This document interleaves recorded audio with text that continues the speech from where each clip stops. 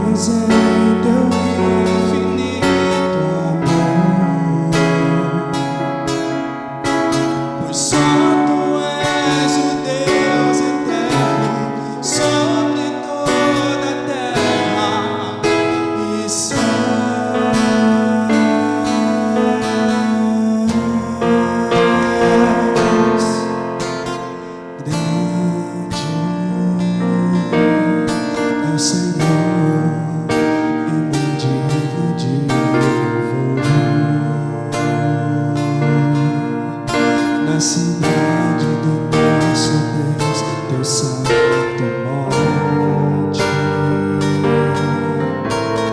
A alegria de toda a terra.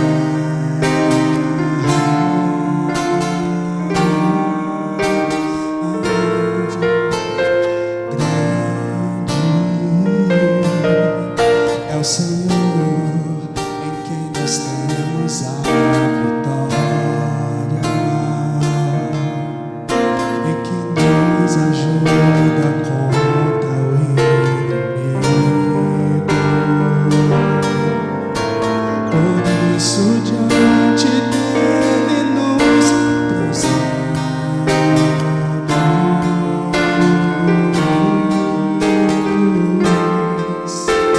Queremos o teu nome engrandecer, Senhor,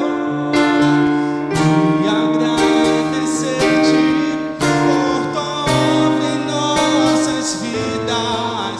Confiamos em teu infinito amor, pois só tu és o Deus eterno sobre toda a terra e céus.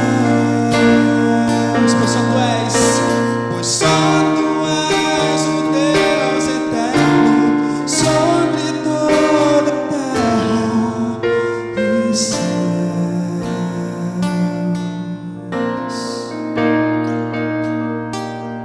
Nós te adoramos, Pai. Muito obrigado, Senhor, pelo teu amor. Muito obrigado que em meio a tantas lutas, tanta coisa ruim acontecendo, o Senhor ainda quis estar conosco. O Senhor mandou teu Espírito Santo para nos consolar, para que nada possamos temer, para que possamos confiar em Ti, porque o Senhor é nosso Pai, o Senhor é nosso amigo, e nós confiamos em Ti, Jesus. Muito obrigado, Senhor. Nós colocamos tudo em tuas mãos, Pai. Aleluia.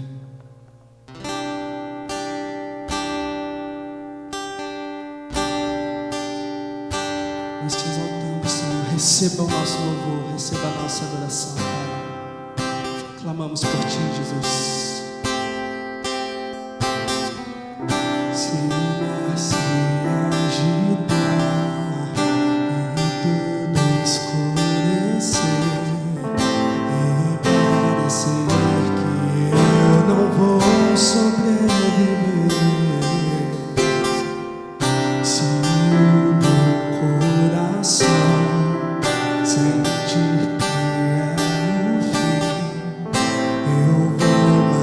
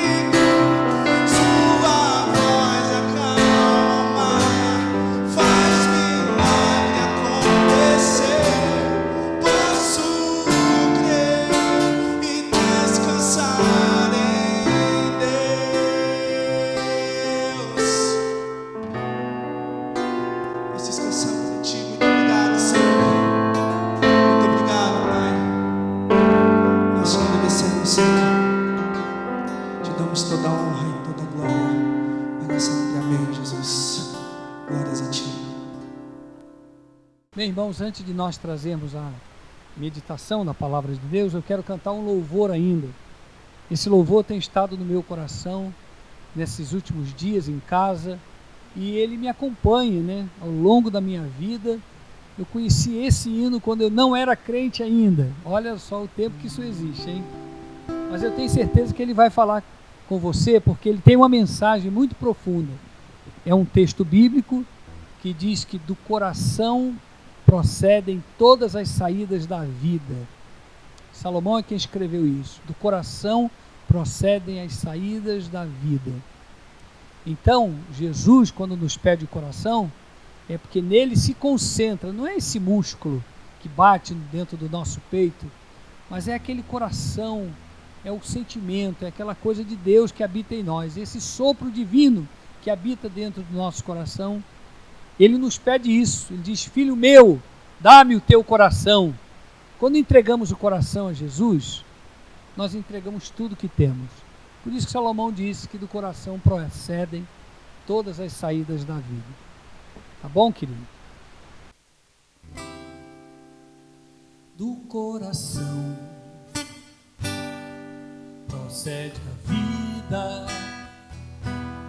as emoções do teu viver, o mal e o bem estão contigo, os amigos também. Deixa Jesus te controlar e habitar teu coração. A luz fluirá como o sol que renasce a cada manhã de verão, dissipando a escuridão com sua luz, seu calor, como Deus no seu amor. E se você se arrepender, deixando Deus de te cuidar, a luz fluirá como o sol que renasce a cada manhã de verão, dissipando a escuridão com sua luz, seu calor, como Deus no seu amor. E se você se arrepender, deixando Deus de te cuidar, a luz fluirá como o sol que renasce a cada manhã de verão, dissipando a escuridão com sua luz, seu calor, como Deus no seu amor, como Deus no seu amor. Um abraço ao nosso irmão querido Milton Jorge. Tivemos o prazer de caminhar juntos e ele que compôs essa linda música. Meus amados irmãos, quero convidá-los à leitura bíblica do livro do profeta Isaías, no capítulo 6, uma palavra muito conhecida de todos nós.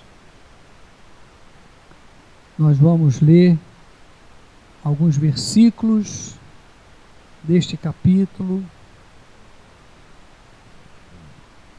que diz assim, Isaías capítulo 6: No ano em que morreu o rei Uzias, eu vi o Senhor assentado sobre um alto e sublime trono, e as orlas do seu manto enchiam o templo.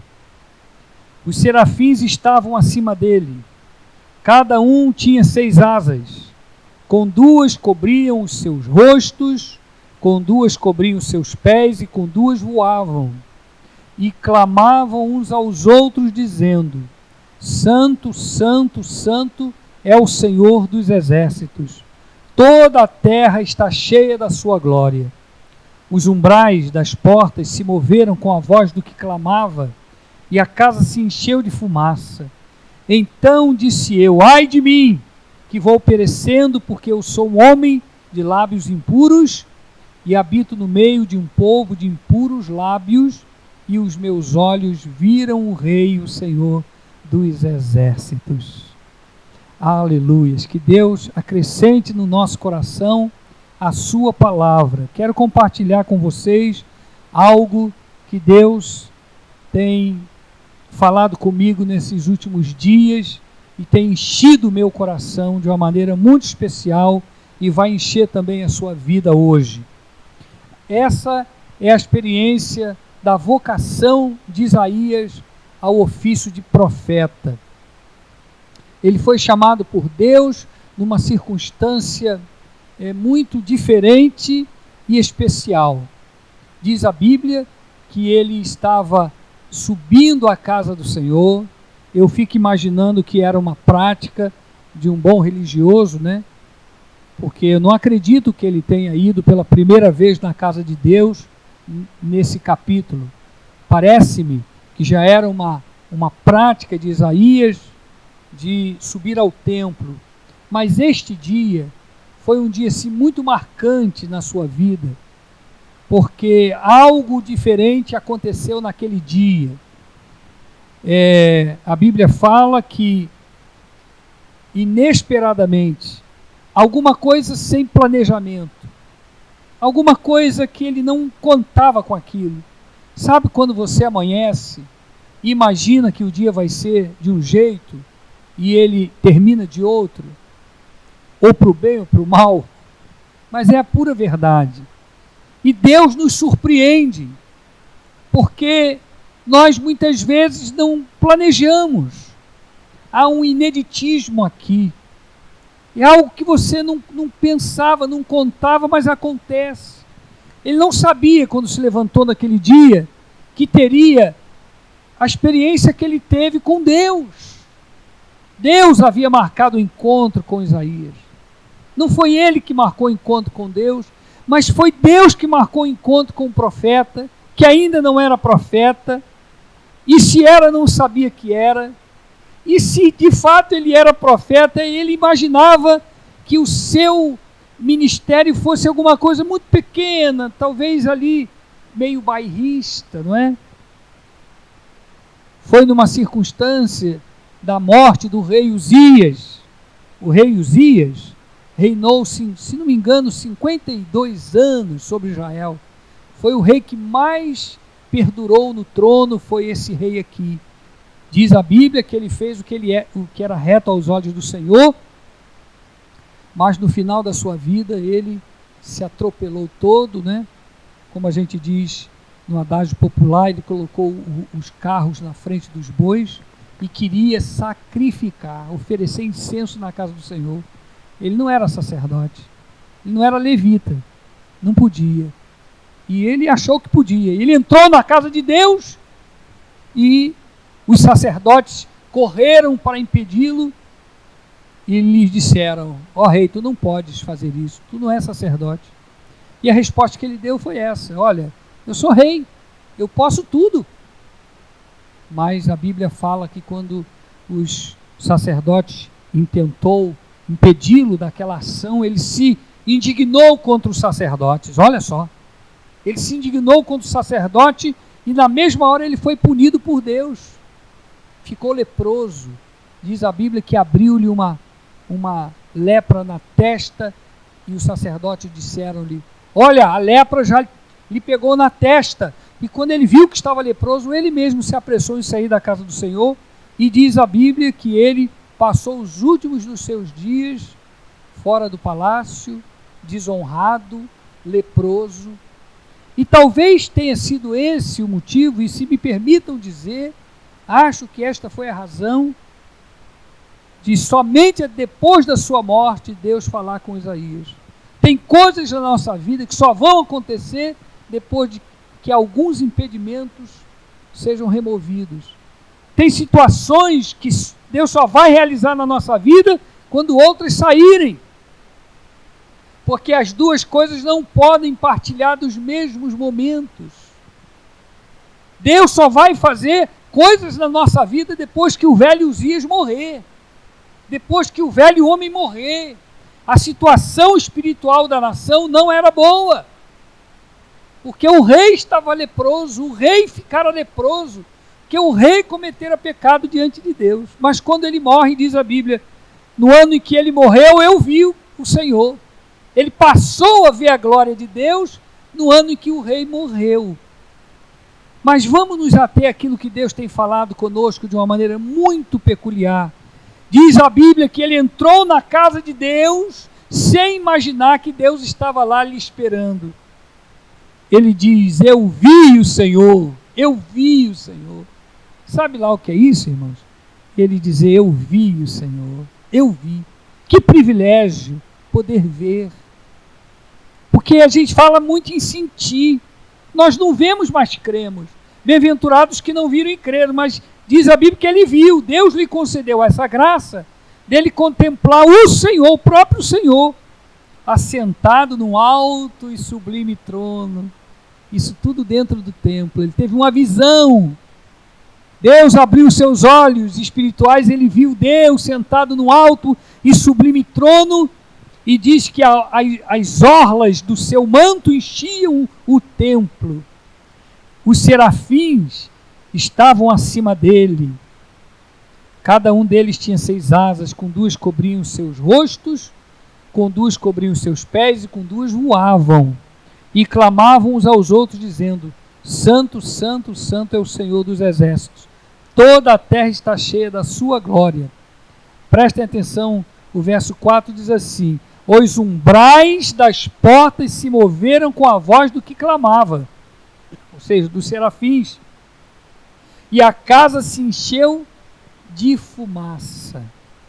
Sabe o que significa isso? É a Shekinah de Deus, é a glória de Deus. Sabe o que Deus falou comigo esses dias? É que a glória de Deus quer encher essa casa.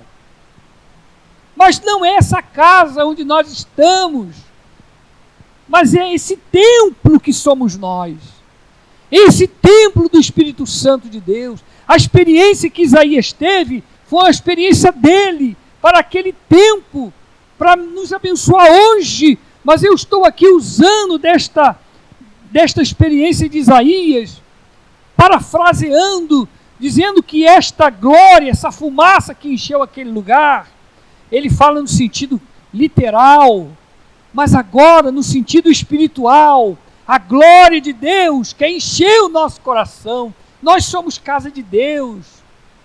Porque a casa de Deus, que nós chamamos de templo, casa de Deus, se nós sairmos daqui, isso aqui pode virar uma casa de morcego, covil de ladrões. Quando fala casa de Deus, está falando do templo do Espírito Santo, que somos nós, sou eu e são os irmãos. Nós somos casa de Deus, templo do Deus vivente. Ele habita em nós. Jesus, ele nos fala lá no Evangelho de João, dizendo, aquele que crê nele, o Pai viria, juntamente com o Filho, e em nós faria morada. Faremos nele morada, e nós habitaremos nele. E Deus começou a falar ao meu coração, amados irmãos, sobre essa glória que precisa encher a nossa vida. Essa glória que não pode ficar de fora do templo.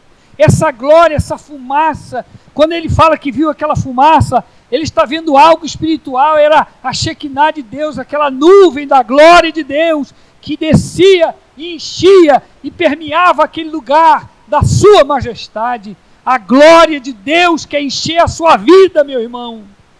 Mas há algo que impede. Quem sabe um Uzias, quem sabe um pecado quem sabe um problema que precisa ser removido, alguma coisa que precisa sair da sua vida. E é só quando isso acontece que a glória de Deus se manifesta. A glória de Deus sempre quis se manifestar na minha vida e na sua, mas de uma forma plena, não de uma forma comum, não de uma maneira qualquer, que nós viramos aqueles religiosos, vamos à igreja e participamos do culto, vamos para casa, mas parece que nada de sobrenatural acontece. Vivemos, crescemos, morremos e parece que nada de novo aconteceu na nossa vida. Passamos tantos anos na igreja servindo a Deus, mas parece que nada de novo acontece na nossa vida. A glória de Deus precisa se manifestar em nós. A glória de Deus precisa se manifestar em você. A glória de Deus precisa se manifestar na minha vida. Mas é preciso que alguma coisa saia para que a glória de Deus entre. É preciso que o pecado saia para que a glória de Deus se manifeste. E quando a glória de Deus se manifesta, ela se manifesta para mudar conceitos, para mudar valores, para mudar a forma como enxergamos o mundo e as pessoas. A glória de Deus mudou a vida de Isaías. Ele era um homem falastrão, ele era um homem que os lábios eram impuros. Ele dizia: eu sou um homem de impuros lábios. Ou seja, um homem contaminado pelo pecado, um homem corrompido. E além disso tudo, ele também habitava no meio de um povo de impuros lábios. Ele estava na roda dos escarnecedores. Ele estava no meio dos corrompidos e ele era um dos corrompidos. Mas a Bíblia fala que a glória de Deus, ao enchê-lo, ele tem consciência de que era um homem impuro e habitava no meio impuro. Mas ele diz: ai de mim, vou perecendo, porque eu sou impuro, habito num lugar impuro, e os meus olhos viram o Rei, o Senhor dos Exércitos. Ele ainda não havia se dado conta de que alguma coisa já tinha mudado dentro dele. Quando nós temos esse encontro com Jesus, quando nós o encontramos, como Isaías o encontrou dentro do templo, que ele viu a glória de Deus, Deus também quer se revelar para mim e para você. Isaías não era melhor do que nós. Não é verdade, irmão? Nós estamos muito longe do que foi Isaías, a verdade seja dita. Estamos anos-luz daquela santidade que Isaías viveu depois da sua experiência. Deus quer nos levar também à mesma experiência. Falo isso baseado naquele texto de Tiago capítulo 5, que diz: e Elias, olha, o profeta Elias, era um homem igual a nós, sujeito às mesmas fraquezas e paixões que nós sofremos. No entanto, ele orou e Deus não deu chuva por 3 anos e 6 meses. E orou de novo e Deus deu chuva. Era um homem que tinha intimidade com Deus, um homem que andava com Deus. Deus quer que você ande com Ele, que a sua glória encha a sua vida no meio deste mundo corrompido que você e eu vivemos. Deus quer que a sua vida marque pessoas, marque outras pessoas. Meus amados irmãos, que essa palavra venha encher a nossa alma, que essa palavra venha encher o teu coração, mas não apenas encher de você acabar o culto e dizer assim: poxa, como foi bom o culto, que culto tremendo, que palavra Deus falou ao meu coração. Meu amado, nada vai adiantar se nós não tomarmos uma posição. Uma posição de Isaías, que ele disse: ai de mim. Depois que ele disse isso, Deus falou assim, olha o que diz o versículo 7. Então disse eu: ai de mim, que vou perecendo, que eu sou um homem de lábios impuros e habito no meio de um povo de impuros lábios, e os meus olhos viram o Rei, o Senhor dos Exércitos. Mas um dos serafins voou para mim, trazendo na mão uma brasa viva que tirara do altar com uma pinça, uma tenaz. Com ela tocou a minha boca e disse: vê, isto tocou os teus lábios, e a tua iniquidade foi tirada e o teu pecado purificado. Depois disto ouvi a voz do Senhor que dizia: a quem enviarei? Quem há de ir por nós? Então disse eu: eis-me aqui, envia-me a mim. Queridos, é depois de todas essas experiências, né, que ele ouve a voz do Senhor lhe enviando para o trabalho que ele tinha que realizar. Que Deus enche o seu coração, que a tua alma se regozije, que você seja inspirado a buscar mais a Deus, fazer uma vasculha dentro de você. Sabe quando você separa aquele dia, normalmente o sábado, né? Você separa aquele sábado para dar uma faxina em casa, As mulheres costumam fazer isso. Hoje é o dia da faxina. Ela arrasta os móveis, ela pega a vassoura, um pano de chão, alguém vai lavar os banheiros, alguém vai cuidar da cozinha, e a casa fica um brinco. Também é o dia inteiro de trabalho, não é? É preciso fazer isso, parar e refletir, reflexionar sobre as coisas que nós ainda conservamos, que precisam ser removidas para que a obra de Deus se complete em nós. Que Deus nos abençoe. Fique com essa palavra. Eu quero orar e desejar a você uma semana abençoada. Quero solicitar aos irmãos, né? Você que tem a sua oferta, seu dízimo, a igreja do Senhor necessita desse serviço para continuar com os compromissos, né, em dia, que é a aquisição das cadeiras que fizemos. Precisamos cumprir essa conta. Conto com vocês. Na quarta-feira, querendo Deus, estaremos novamente no templo orando às 2h da tarde. Foi uma bênção essa última quarta-feira. Deus nos abençoou. Veio um grupo pequeno de pessoas e ficamos aqui espalhados, mas Deus nos visitou. Você é convidado a estar conosco novamente na próxima quarta-feira, às 2h da tarde, se Deus assim o permitir. Que Deus te abençoe, em nome de Jesus. Pai, eu quero abençoar em teu nome os nossos irmãos, aqueles que nos ouvem, Senhor. Fala o coração de cada um nesta hora, em nome de Jesus. Amém.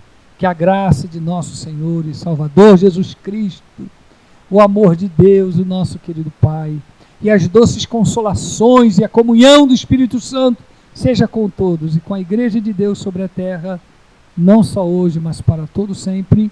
Amém e amém. Que Deus te abençoe em nome de Jesus.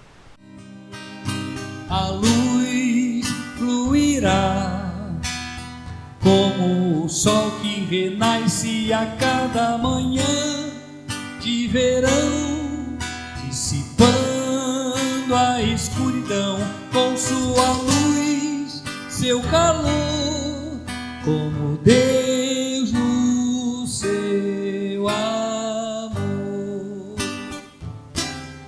E se você se arrepender,